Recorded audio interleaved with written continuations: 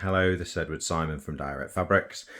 Today's video is going to be on blackout bedroom curtains or nursery curtains with a dual application. So what we're trying to do is get a nice dark room.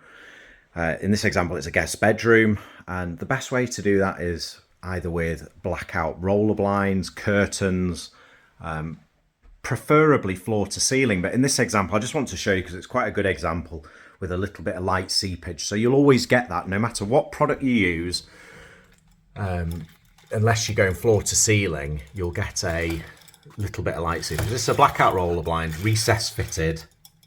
And as you can see, if I stand back, obviously this is exaggerated because we're using the camera. It's quite dark in here. I can see my hand in front of my face, but there is light bleed around the edge. So what we've done is done nearly a floor to ceiling product, but it's with eyelets. So again, you'll always get a little bit of protrusion because the pole's forward and the eyelet has gaps in between and gaps of the eyelet. But if I close those across, this is a blackout lined, heavyweight soundproof curtain. You can see, I can't see my hand in front of my face now. There's the door into the room, which has bleed. So we have light coming in and we have some above, but I cannot see my hand, which is to 5-star hotel standards. Little bit, which I don't know if you can see on the film, tiny bit coming in underneath, even though they're floor to ceiling. So if you're looking for a 99% blackout,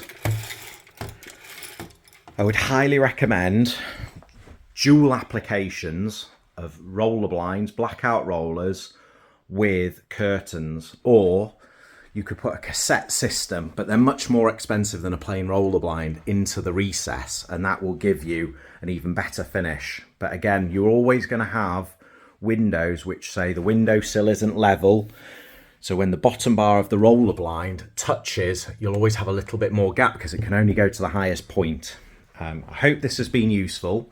So in summary, I would mount, if I wanted perfect blackout, I'd go past the window as far as possible, probably wall to wall actually, and then I'd go on the ceiling all the way across, floor to ceiling. However, there's always a compromise, isn't there? So in this example, we've got the radiator, so that heat's not going to draw into the room.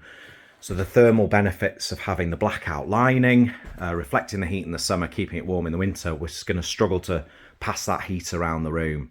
So all these things need to be thought about, but I'll look at that in another video and give you our advice.